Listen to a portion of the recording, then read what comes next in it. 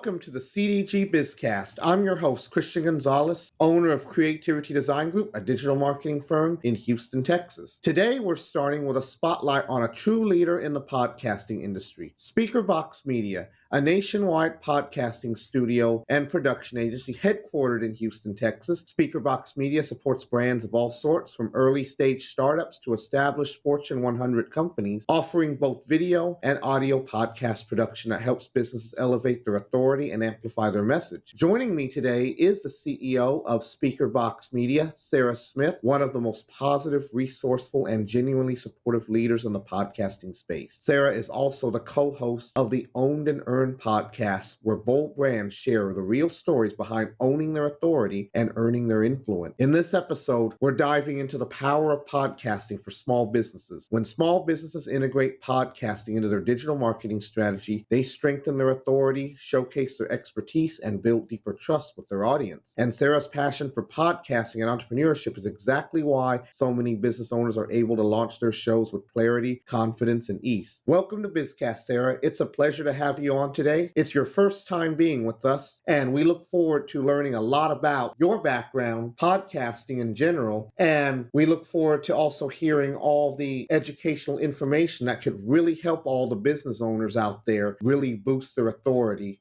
Because podcasting is one element of content marketing. There's many different elements of content marketing. There's blogging, there's posting on social media, there's publishing infographics and white papers. But podcasting is one thing that really allows people to truly throw their expertise out there and show the world that they know their stuff. Before we dive into that, first, please tell us about your journey as an entrepreneur and what it was like. And also, I know very well that Speakerbox Media has two faces behind it. There's you, and there's also your husband, Ray. And I've met Ray before, too. Both of y'all are very, very outgoing, kind, just downright sociable individuals that anybody can connect with. And that's one of the biggest things about owning a business, is being able to connect with the public so easily. So please tell us more about your journey, about how you got started and what it was like. Yeah, thanks so much for that generous intro, Christian. Glad to be here today. And yes, we've met out and about. So it was great meeting you as well. So yeah, my journey into entrepreneurship was a little unorthodox. So I co-founded Speakerbox in 2018 with my business partner and husband, Ray. And how Speakerbox came about was I've been a photographer since early as I can remember. At 18, I started working in my first commercial studio. But even prior to that, I always had a camera in my hand. I was always begging my parents to take me to get a disposable camera for my field trips or whatever have you. And Ray was always into audio as a kid. He was recording music and doing different kind of creative things since as early as he can remember. So he had two creative kids who were really in a utility city like Houston. In Houston, some of your big industries here are, manufacturing, technology, engineering, energy, oil and gas, medical, but not necessarily creativity. So frankly, Ray was on an engineering track and I was on a medical track, a pharmacy track. And when we started dating and getting more serious, we were both,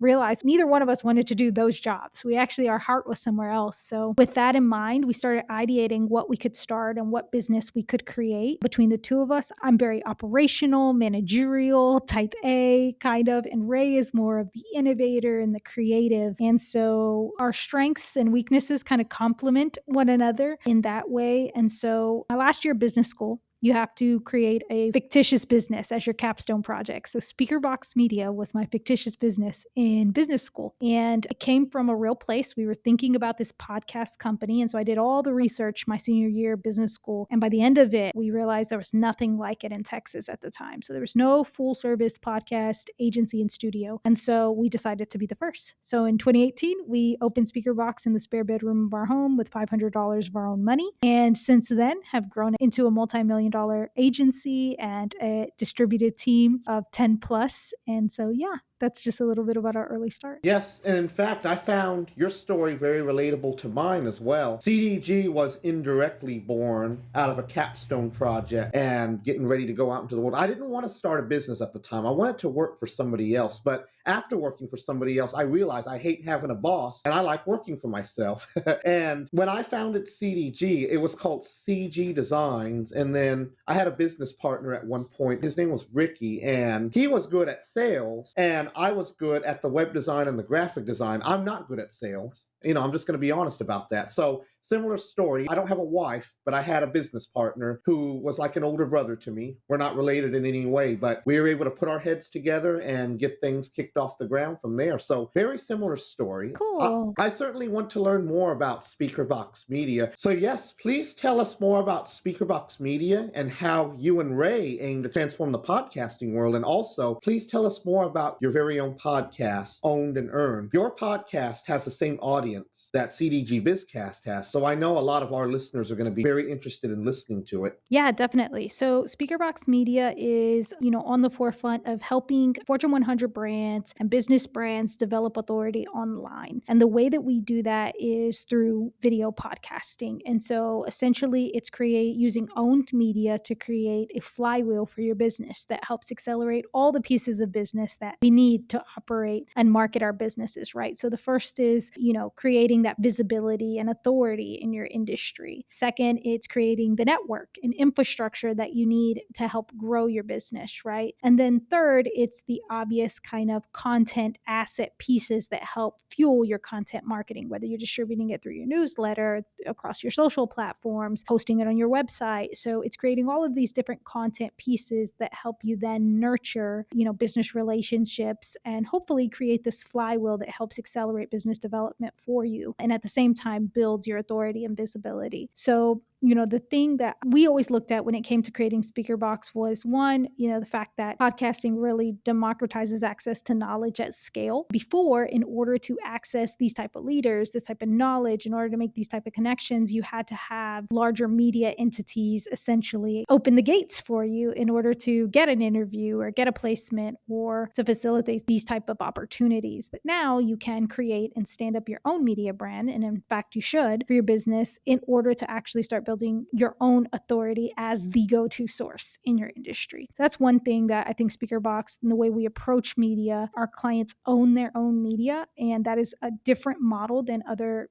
production companies, if you will. The second is we were both, creatives in some facet that needed an outlet to do our best work. So we really, really believe that everyone has their own zone of genius, from our clients to our team members, and facilitating people to operate in that is kind of the foundation of Speakerbox. Our clients, so that they can come and host the thought leading conversations without having to think about all of the rest, the distribution, the technical aspect, being able to record in high quality, all of these different aspects that come to creating a multimedia brand. And then I think the second is our team members, really having experts and specialists in audio and video and all of the different disciplines that allows us to have a depth in our space that is really rare to find. Podcasting is the only thing we do. It's not one of the things we do. And so because of that, we just are increasingly able to innovate and kind of stay ahead of the curve. So that's a little bit about why our approach might be different or why our company is different. And obviously, as a company, having your own podcast is part of our strategy. And so Owned and Earned is the second show that Speakerbox has had. For a long time, we had one called B2B Growth Hacks, and then we sunsetted that show. And so Owned and Earned is really about this wave that you see happening and changing in media and marketing. And that's that multimedia content is really driving the strategy in terms of connections, networking, business development, opportunities, really. Ability to own your own audience and nurture that audience by providing value. And so Owned and Earned is all about that. It is a show, a community, and an event that is about people who are operating in owned and earned media. So that is PR professionals, that's marketing professionals, it is business owners if you happen to be one of the people wearing that hat in your company. But it really is about that, understanding this transition in owned media, what it means for business, how to approach it, how you should be integrating or thinking about it in your strategy, and basically how to develop your authority online so that you can garner earned audience members and earned opportunities. So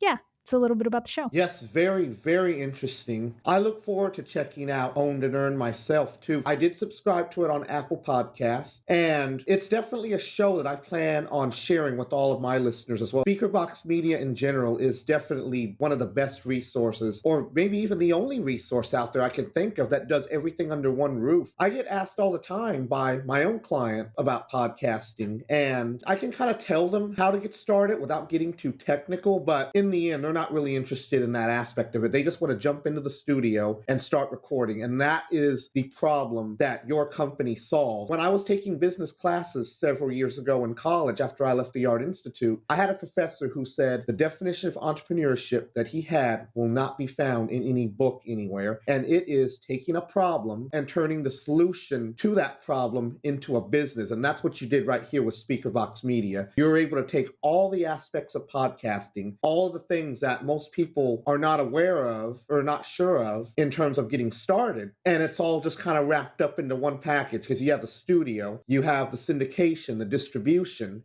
You take care of all aspects of producing a podcast and getting it out there, from production to management. And most people, especially first-time business owners, will find that a little bit overwhelming. Definitely. That was the idea with Speakerbox. Is we started, as an agency first, and we've always had a studio, but it was private. And then we, eventually expanded the portfolio of products. And it's always been doing exactly what we would tell our clients to do, which is listening to your customers, listening to the problems they have and the things that marketing teams all around the US were dealing with, and that's how every single product and service that we provide has been developed. Everything from our launch process to guest booking to studio recording, post-production, distribution, marketing, advertisement, all of those sponsorships. I mean, just anything podcasting that's come up that we've added to the slate was because we listened first to the market and asked what they needed and then went to work creating it.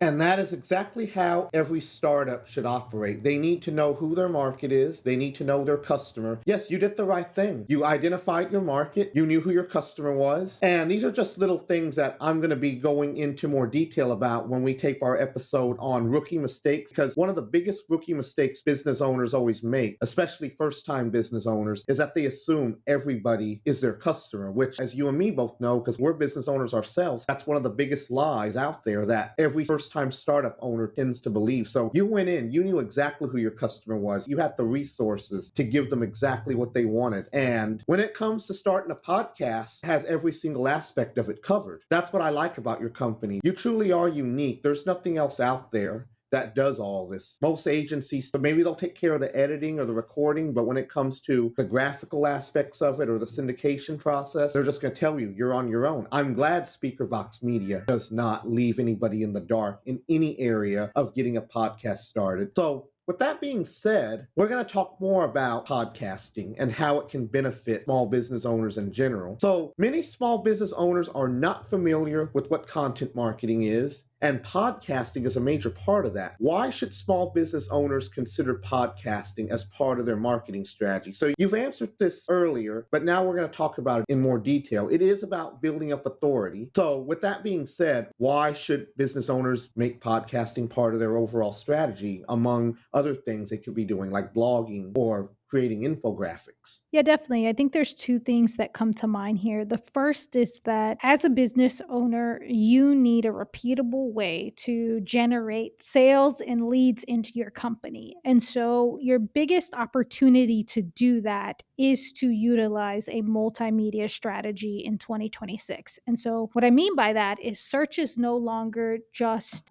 on your website. It's no longer just via Google. You have the entrance of AI this year in a really big way that really has changed the landscape in terms of how small businesses market themselves. And so search is multi-platform. That's the big reason, is that your customers are not only searching on Google anymore. Now they're going into ChatGPT and asking questions, and now they're discovering, solutions on YouTube and learning that way. And so for discoverability, it's really important that you show up in as many places as you can organically, even without ad spend. And so by taking long form media and breaking it down into short form clips and an audio track and written show notes or a written blog, you really can get all of these different content pieces from one long form podcast, whether it's interview based or it's just your own internal team doing it. And so that really equips you to do all of the strategies that you just mentioned, but using one kind of mechanism to do it. So it's a repeatable system in which you're able to consistently produce thought leading content to distribute across across multiple platforms to maximize the opportunities organically your business would have when it comes to search. That's the first reason. And the second, I would say, is, one of the things that you have to do as a business owner is learn how to network, but network smart. And so by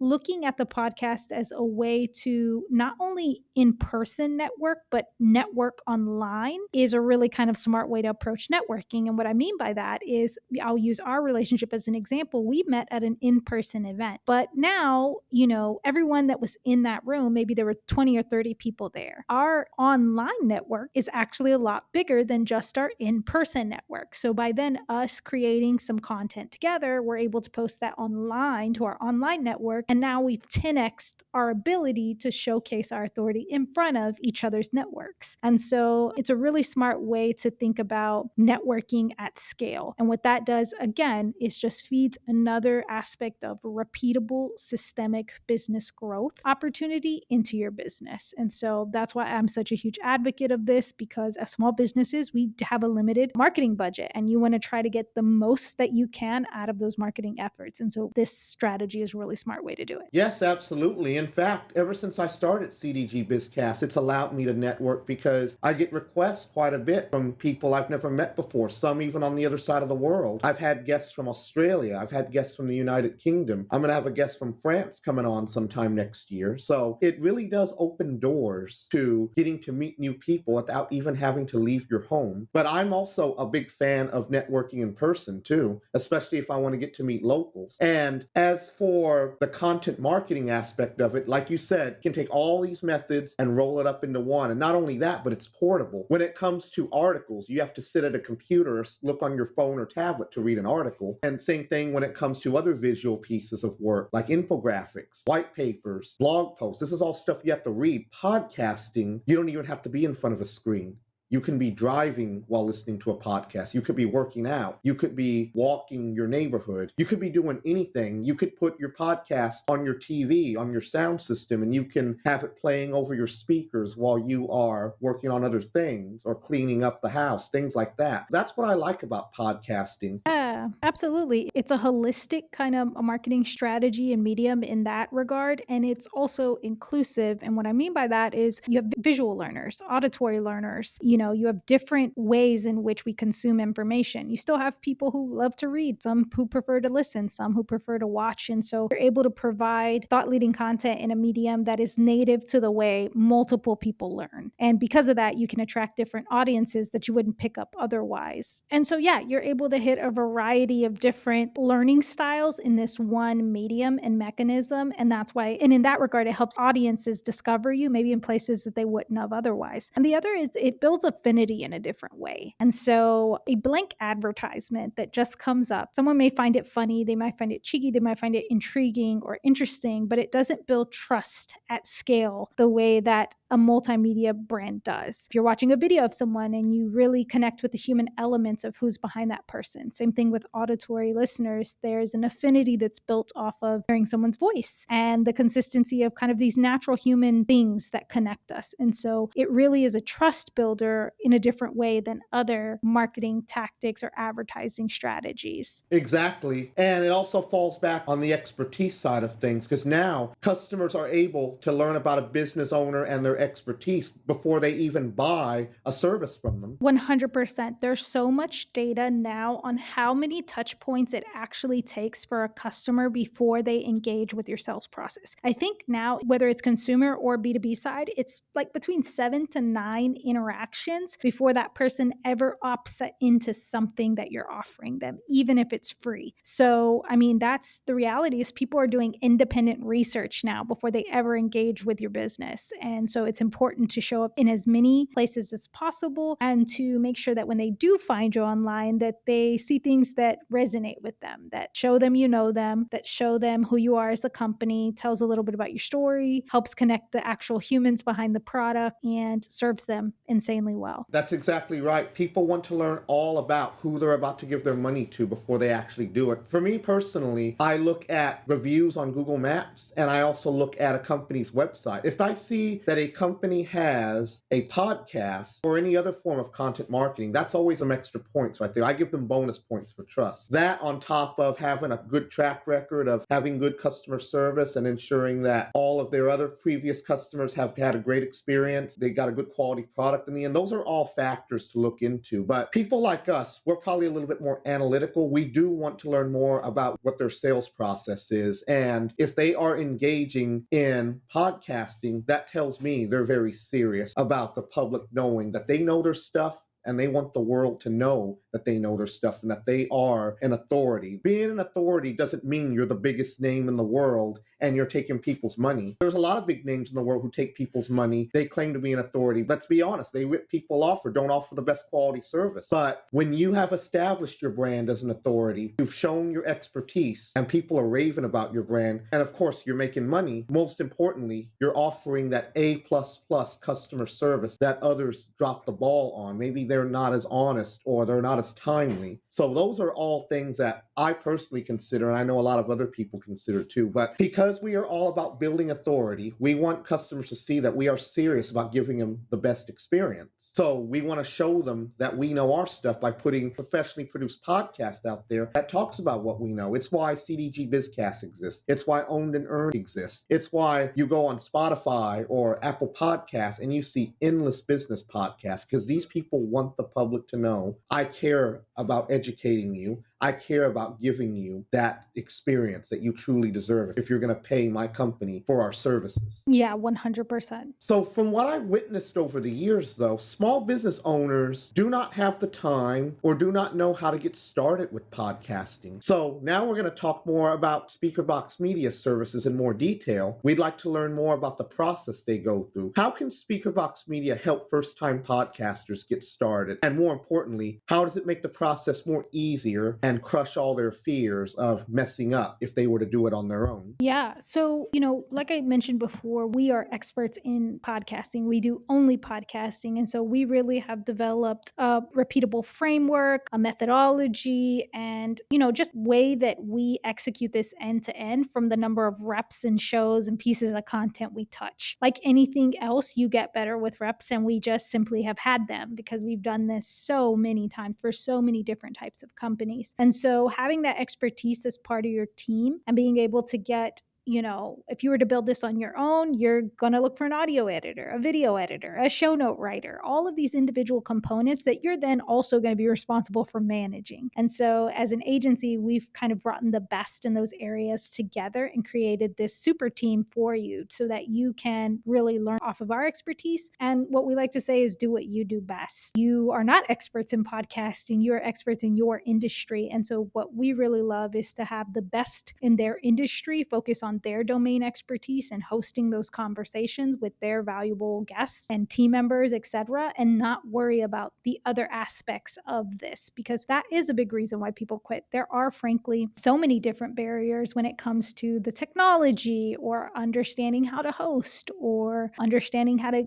book guests and how to post produce all of the assets, all of the dimensions and distribution. It can be very overwhelming. And so that's really where we know that we can help. And we help, like I said, our process starts in launch. So ideation of what your show should look, sound, and feel like, what exists out there to make sure that your angle and your show is going to rise above the noise in your industry. And then, designing all of that, all of the different content pieces that come with a podcast, both in auditory and visual form, the graphics, all of that gets done in a comprehensive launch process. And then we move on to pre-production and production. So planning and recording, whether that's done in our facility or your office or on site, our team is able to execute that at high quality in 6K visuals that are beautiful when they export, and able to fully post-produce for as many destinations as you want to go to: full-length audio, full-length video, short-form clip, trailers, thumbnails, graphics, all of those great things. And then, of course, the last step is distribution. So getting all of that content out to all of your destinations the right way the first time around. And we always like to incorporate the last step in that distribution as testing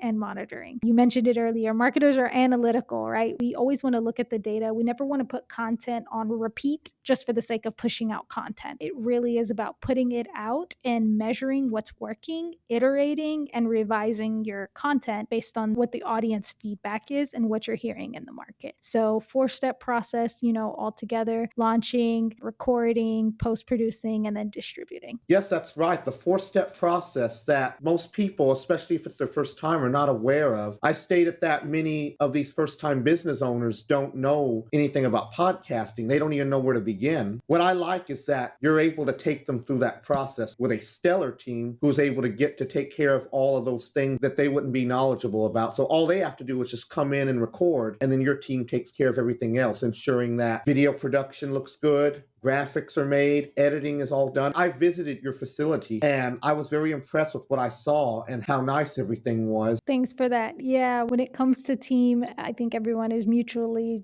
they're geeked about what they do. They're really excited about their work, and that brings a different level of quality and creativity to the work. That's right. Everybody always has something different to bring to the table. And remember, there is no I in team. When you have a big team, everything performs at its best because everybody has different skill sets to contribute. And that's also about what makes a great podcast. When you have guests talking about, different subject areas that a podcast intended audience wants to hear about, it only makes it even better because, maybe you could have one episode about this topic or one episode about that topic next month. And it just creates variety. The same principle applies when it comes to podcasting. When you have guests of different backgrounds talking about different topics, it makes your show more enjoyable. And that's my next question, actually. In addition to having a diverse set of guests, what makes a great podcast that leaves listeners wanting more? Yeah, good question. In the launch process, I mentioned differentiation and making sure that you are talking to a very specific audience. And I think that is a big piece of what makes a podcast stand out or not. Meaning, a lot of people, when they come out with a podcast, they think that if I'm speaking to more people or my topic is broader, that means a bigger audience. And what it means is that you're then trying to speak to everyone, so you're speaking to no one. And it's kind of the same role in general marketing, right? If you think that you have a product for everyone, then you're really not able to serve anyone well or deeply. And so that's, I think, a big aspect to why a show would be good or great is, you could have a solid show that's pretty broad that you're putting out consistently and you get some listenership, but is the affinity built as deeply as it could if you were really dialing into a very specific, more niche audience?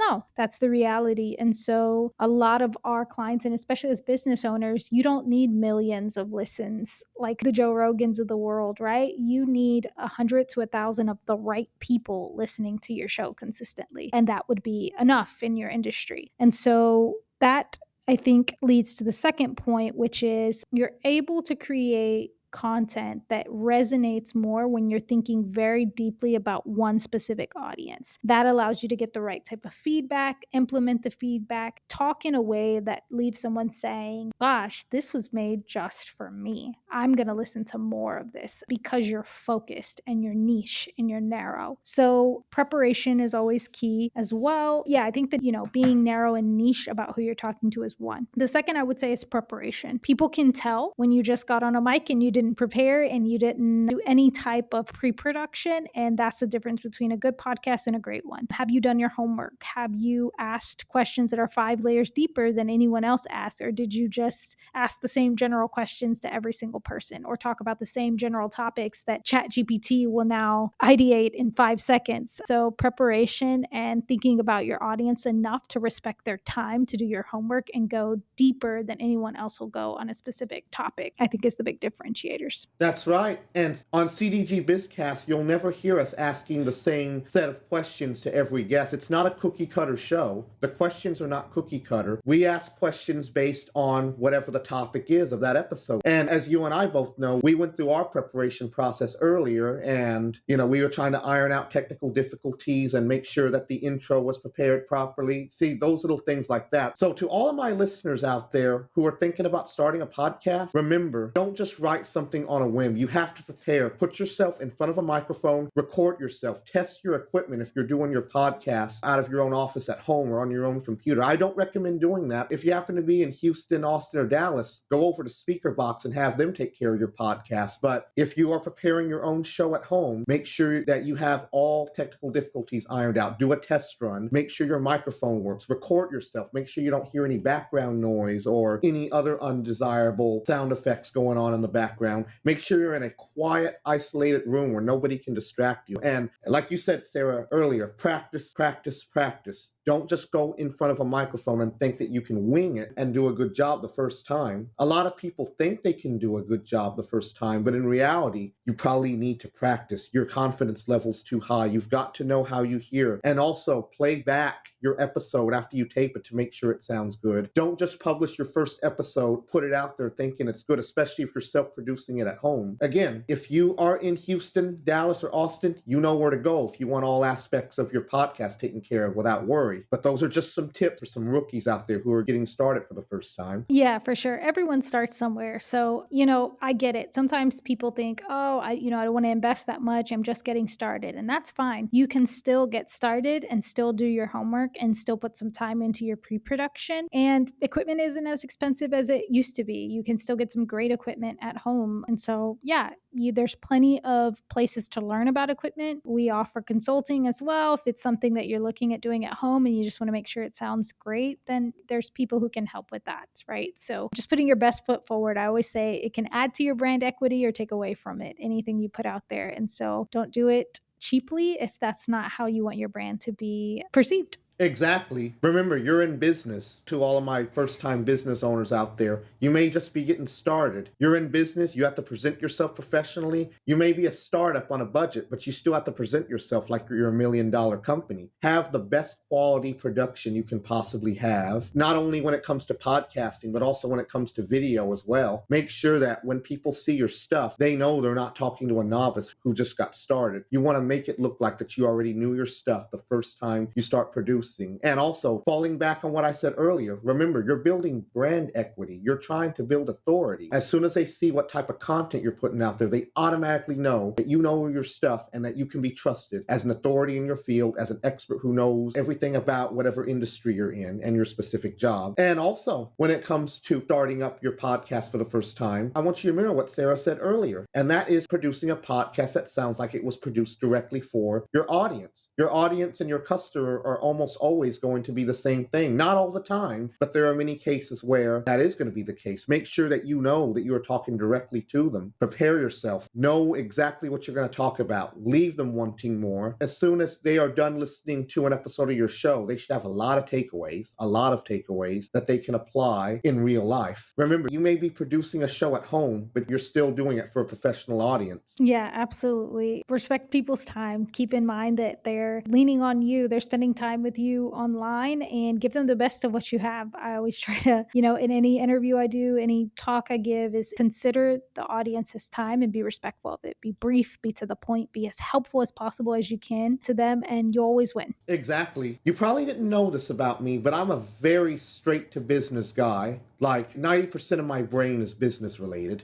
I'm straight to the point. I tell everything like it is, and I don't sugarcoat. And sometimes it might come off a little bit gruff, but, the truth is not always apple pie and honey. So if you want to produce a podcast that's honest, give it to people raw. Don't waste their time. Go straight to the point. Whatever the name of your podcast episode is, or whatever you've written in the description, whatever you promise to your listeners, make sure you deliver on that promise. Don't say your episode is about this topic, but then you start talking about something completely different. That is not only wasting your audience's time, but that's also lying to them too. By engaging in such a practice, you are not only wasting your audience's time, but you're also lying to your audience. And in business, the number one thing that I believe to be the biggest rule is you never lie to anybody. You're always honest, especially when it comes to your customers. Now, I'm talking about audience right now, but you don't lie when you're in business, period. That is the biggest way to destroy your brand. Yeah, we're in the trust economy. You don't get many chances. It's hard enough to gain people's trust. Losing it is so painful and costly. It's so hard to get back once you've lost it. So, yeah, every aspect of your business as a business owner is focused on building that trust and consistently delivering what you say you're going to deliver. My friend Chris Howard always says, do what you say you're going to do when you said you're going to do it for how much you said you're going to do it. And so I really think that's just a great way to sum up what our job is as business owners. Exactly. That is the simplest advice, straightforward, that every business owner needs to operate on. It's not about lying or telling people what they want to hear. It's about giving them what they paid for. And in terms of podcasting, giving them what you promised in an episode. And there's a lot of people like me out there who, if you lie once, I automatically never trust you again. All you have to do is lie once. So don't be that shyster who's out there to deceive people in business, and deliver what your episodes say are going to deliver when you're publishing out all your podcast episodes. Now, my final question is, we've talked about a lot of good advice for business owners, not just with podcasting, but just business in general. But what general advice do you have for first-time or aspiring business owners? They know they want to start a business, or maybe they are in the process of starting one. They're still learning the ropes. What general advice do you have for them to help make sure that they start off on the right foot and don't go out of business just mere months in? Definitely. So I think the concept MVP sums it up, which is minimally viable product. And what that means is starting small with a very specific product, testing it, listening to the market, and then applying and iterating it. Sometimes I think there's this allure of entrepreneurship that you got all this freedom and there's so much time and you may have a good chunk of money that you just got to invest. And that can be a crutch for you. At the end of the day, business is very simple. Putting out, supplying a product for the demand that is out there. And if you cannot get people to consistently part with their money, you don't have a business. And so the way that you can ensure that you're consistently building in the right direction is to start small with specific products and test them in the market, listen to the market's feedback, apply and redeploy. And I use that same concept with podcasting. I call it a minimally viable podcast. If you're not sure that you have the consistency or,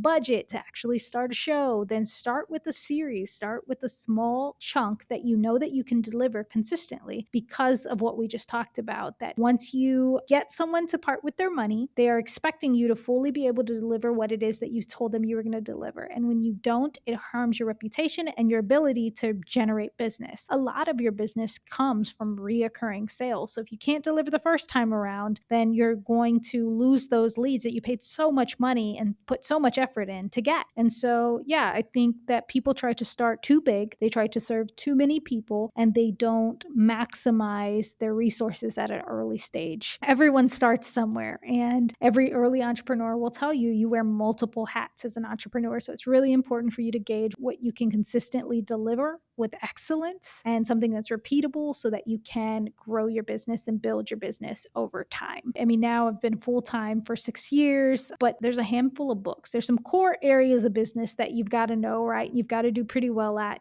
finance, marketing, ops, sales. Those are kind of your core places that you've got to be great at. So I've got a couple books that if I were starting over, this is the book stack I wish I had. I've read so many over this time as we've grown, from a couple $100s in business all the way to, 7 figures. So I think in the finance realm, Profit First by Mike Michalowicz. It's great book that helps you set down that financial structure for how to consistently make sure you're able to pay yourself as a business owner and then also continue to reinvest into the business through expenses and savings. The second would be One Page Marketing Plan by Alan Dibb. It's a great way to set an initial one-page marketing plan down on paper, and that'll help you even as you expand to look for an agency, maybe like CDG, that you'll have some clarity for them going in of what you're hoping to accomplish with your marketing. For ops, I'd recommend Traction by Gino Wickman. It's going to help you set up your business to scale and to help you look at the infrastructure that's necessary in order to consistently grow your team over time. For sales, I'd recommend $100 Million Offers by Alex Hormozy. He puts out a lot of great content, but I think this book in specifically helps you think about exactly what I just talked about, which is a great product that you can scale and deliver consistently before you start budding out into other product offerings and service lines. And then some bonus ones, an all-in-one would be Business Made Simple Simple by Donald Miller. I think he does a great job of just showing end to end how to create a repeatable system, whether that's email capture, webinars, whatever that case may be. It's a really good foundational book. And a bonus one, Win Without Pitching by Blair Enns. We all, as business owners, are salespeople at the end of the day for your business and evangelists for your business. So I think he does a great job of helping you get into that mindset of how to sell and how to own your authority as a leader. And I would also like to add a book to that list as well. This is the book that I've been recommending to every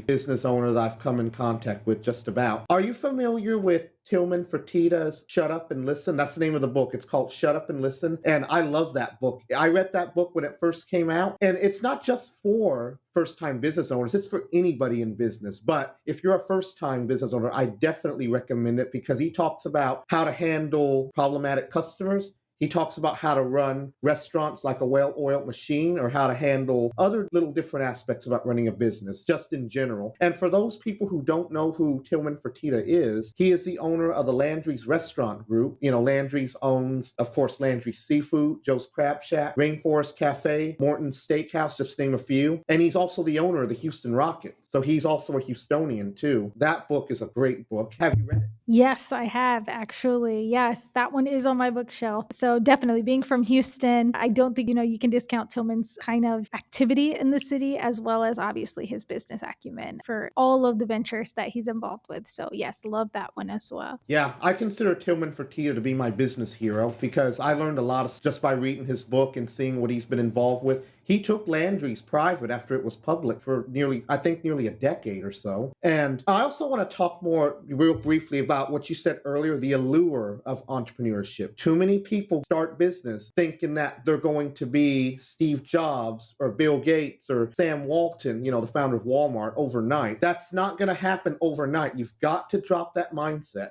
That's not going to happen. Like you said, you got to start small, have a limited service option or product offering that will take off, and then just let it run its course. Yes, your first year, you're probably not going to see a lot of money, and business ownership can be like a roller coaster because you'll have your peak periods and your low points. But people do need to drop that mindset that they're going to become a billionaire overnight. No, you're not going to be the next Sam Walton overnight. You're not going to open the next Walmart overnight. You've got to start small and know who your audience is, your niche. You've got to do your marketing research. Everybody's not your customer. And also, if you're a solopreneur, and this is going to be the case for the first year, you're going to be an octopus. You're going to wish you had a bunch of arms in different areas because you are going to have to wear many different hats. You are going to have to be like an octopus and juggle a bunch of different tasks all at once, you could say. There's sales, marketing, of course, serving the customers, every single aspect of running a business. And what you don't want to happen is you don't want to get caught in what's called the founder's trap, which means that you never let some of these hats go. You're stuck doing everything at once. And I'll be honest with you, I'm guilty of this myself. There's a lot of hats I've never been able to let go. And I'm still a solopreneur to this day for personal reasons. But there's other people out there who don't want to get trapped in that. And I'm just saying, go out there and be your best. And if you're going to publish a podcast, show the world that you know your stuff. Have something that's unique. You might see other people talking about other things, but do something that's truly unique from what all the other podcasters are doing. Have a podcast that really talks about certain things that others don't, like CDG BizCast, for example. We're probably the only podcast out there that bridges the gap between customer, business owner, and professional, because I give the customers a voice so that they can tell the business world what they like or don't like about business. And then I allow the business professionals of the world, the business owners who come on my show, to respond to the customer and tell them and explain to them how they can improve or what they can do to make the customer service experience better. Things along that nature. And then, of course, we talk about a diverse set of topics. We talk about marketing, management, customer service, fraud fighting, and scam protection, all sorts of different things you can think about. We talk about it on BizCast, and that's what makes our show unique. Yeah, it's a wide variety there. So you probably could dial down into any of those avenues pretty deeply, even then some. But yeah, I think you brought up a good point about business ownership. I think most people understand now that it's not easy. There's a lot of people that'll tell you it's not easy. There are some trade-offs that you give in order to scale a business. And I think being really clear about what type of business you want to found, just like you would with the show. What type of show do you want to have? Am I going to have an interview-based show? Am I going to have a solo cast? Am I going to have, a roundtable discussion? And the amount of infrastructure and investment those different formats would take. It's kind of the same thing with business. If you're a solopreneur, you can operate a certain way where you don't have to build certain infrastructure and you don't have to scale, but being really honest about yourself, about understanding that if you select that, you're going to be involved in the business end to end. And when you are not available, your business doesn't go. Having that clarity of saying, I don't want to scale past a certain point. Or if you're saying, no, I want a scalable venture that I can sell off someday or that I can,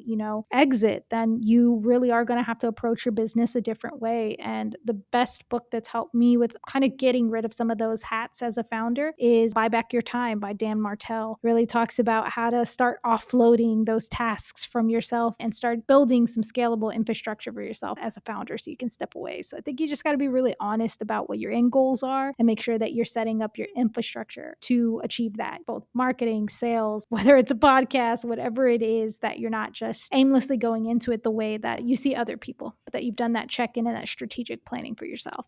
Strategic planning is one of the most important things about getting into business. Failing to plan is planning to fail. You've got to know how you want to move forward. Yes, you will be wearing a lot of hats at first, but as you grow, you'll be able to hire more people. And yes, that's a good book to check out. I haven't read that book myself, but I feel that based on what you said, it'll make a very good resource for people who really want to start taking off some hats. Because think about it, eventually you can have your business running to where you don't have to do anything but just let the money come in. Your team is running your business and you're just sitting back and watching and supervise. I've told myself, I want there to come a day where I never have to design a website again or a graphic again. My team will be doing it and I'm just supervising them. And your product offering too. I can't stress this enough, what you said earlier. Start small. And of course, when you are releasing your product, think about what problem you're solving. And really quickly, I'd like to share another example that I think a lot of our listeners would like to hear. And it is a Texas-based example. Let's think back 75 years ago. 75 years ago, Harmon Dobson and his wife, Grace,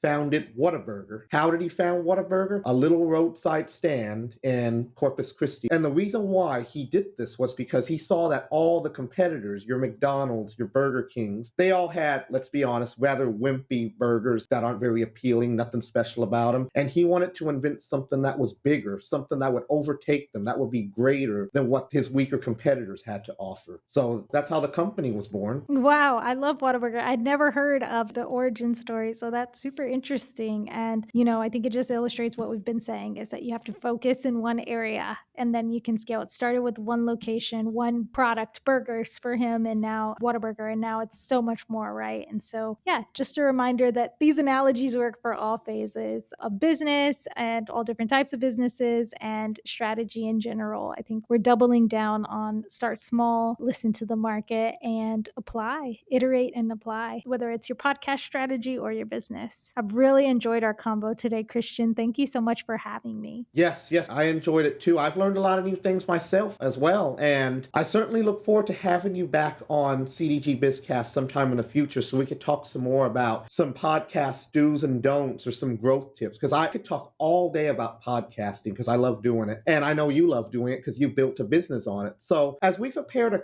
close out the episode, are there any final remarks that you would like to make, or would you like to say anything that we did not cover earlier? No, I think I left it all on the table here. I left a lot to think about in terms of, what you should think about when you're starting a podcast, where it fits into your strategy, and then just some of my recommendations as a business owner, a 5+ year business owner, right? And if you want to connect with me, like Christian said, I'd love to be social online, hope to see you at an event, but our website is speakerboxmedia.com. I am Speakerbox Sarah on all platforms. I'm most active on LinkedIn. And of course, tune in to Owned and Earned if you're looking forward for more conversations about owned media and how to apply it within your strategy. It'd be a great community for you if that's something you're interested in learning about. So yeah, hope to hear from you guys soon, and I hope that there was something helpful in here for you. There was a lot of useful information on here. This episode was beyond helpful. Everything you provided was great. And which platforms can our listeners find Owned and Earned? Yep, Owned and Earned is available on YouTube. It was on a small, short hiatus, but it will be coming back Q1 of 2026. Did some pre-recording last weekend, so very excited about that. So YouTube is the primary place. And of course, course, it'll be on our website as well. So speakerboxmedia.com or YouTube, you can find Owned and Earned. And then, of course, all audio platforms. Yes, go and check out Owned and Earned. It's going to be a great podcast. You'll learn a lot from it. And thank you for listening to the CDG BizCast. Thank you, Sarah, for joining us and taping this wonderful episode with us. Again, I learned a lot. I know that all our listeners have benefited greatly from it. And I want to conclude by saying, for all the aspiring podcasters out there, I don't want you to be afraid of starting your podcast or not knowing what you need to do. This episode should have helped you start thinking of a game plan over how you want to take your very first show. And again, if you are in Houston, Dallas, or Austin, go to Speakerbox Media and let them help you get started. All the stress of having to start a podcast will be destroyed because if you put it in their hands, every aspect is covered, leaving you to go take care of other business matters. So yes, make some unique podcasts. I want everybody to go out there, make the best podcast you can possibly make, be unique, talk to all of your listeners on a one-on-one level, be as personal as you possibly can with your podcast, and offer something that the others are not offering. Don't just be one in the crowd. Be unique, stand out, and your show will take off. Thank you, Sarah. This was a great episode, and I look forward to speaking with you again soon. Thank you once again for coming on the show, and I wish you and Ray the best with Speakerbox Media and Owned and Earned. It is a great business concept. A lot of people who want to start podcasts can really benefit from your services. Thank you. Yeah, thanks so much for having me on, Christian, and the same for CDG. Thank you so much for, caring about business owners and helping provide them with this platform to be helpful to them and for inviting me on. I look forward to more combos for sure.